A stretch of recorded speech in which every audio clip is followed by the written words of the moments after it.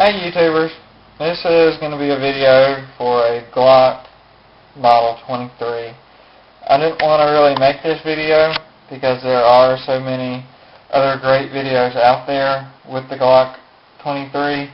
They've got really good information about it, a lot better video than I can ever make, but I'm going to try to make this one just a little bit different than the ones I've seen. All I'm going to basically do is read from the Glock's website, and I'm going to read from the Glock's website about the technical data, so about the weight, the width, just some basic stuff like that. All I'm going to do pretty much is read the technical data from Glock's website and show you a little bit about it and maybe give you a hint or two on how you can do some measurements without a ruler. So here's a Glock 23, and this is going to be my little tip on measuring. I've got a dollar bill here and a ruler, and if you can see, the dollar bill is about 6 inches long. It's just over 6 inches. So for anyone who didn't know that, dollar bills are 6 inches in length, and normally they're a lot easier to come by, or at least it used to be back in the day. Dollar bills were easier to come by than rulers if you had any really rough, short estimates that you had to do. So once again, this is a Glock 23. It's a 40 cal. It's a pretty light gun. Weight comes in at 21.16 ounces or 31.03 ounces loaded. It comes with two 15-round magazines.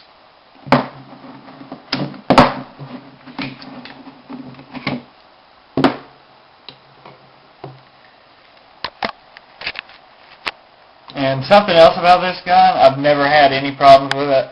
I've probably had it for 2 or 3 years now. Shot less than 1,000 rounds through it, mostly with Winchester White Box, Winchester Ranger, and I think some Blazer brass bullets. None of it I've ever had a problem with it. The trigger pull is 5.5 pounds. You can get a trigger job done on it. I know some people have done it. I haven't done it to mine yet. I'm sure I will.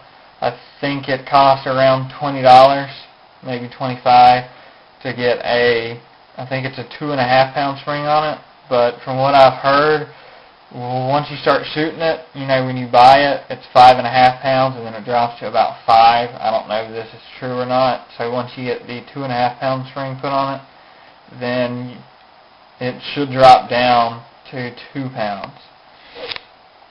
Okay, now I'll show you a little bit about some of the measurements. Now I'll show you some of the measurements. The length, if you want to take a guess on what the length is, a lot of people kind of have problems with guessing distances, short distances.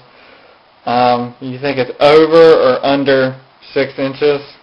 So like I said before, you take a dollar bill, you know it's 6 inches. You can put it up there, and you can clearly see that it's just a little bit longer than 6 inches. That's what she said. So it's actually 6.85 inches. Now on to the height. Do you think the height is more or less than 6 inches? So again, we'll take a dollar bill, do a rough estimate right there, and you can clearly see, maybe, you can see that it is quite a bit less than 6 inches in length. It's actually 5 inches. The width is 1.18 inches.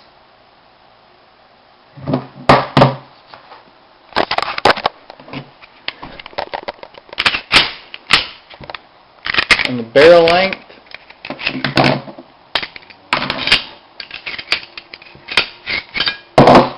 is only 4 inches. So if you take your dollar bill and hold it up to it, and you can see that it's less than 6 inches. So if you take your dollar bill, you fold it in half, you cut the length in half. So then that would only make it 3 inches. So that's another way that you can do, a small rough estimate on length. You put it up there, you can sit there and see that it is, dollar bill's 3 inches, the length of the barrel is 4, so you have about 1 inch left right there. The line of sight is 6.02 inches.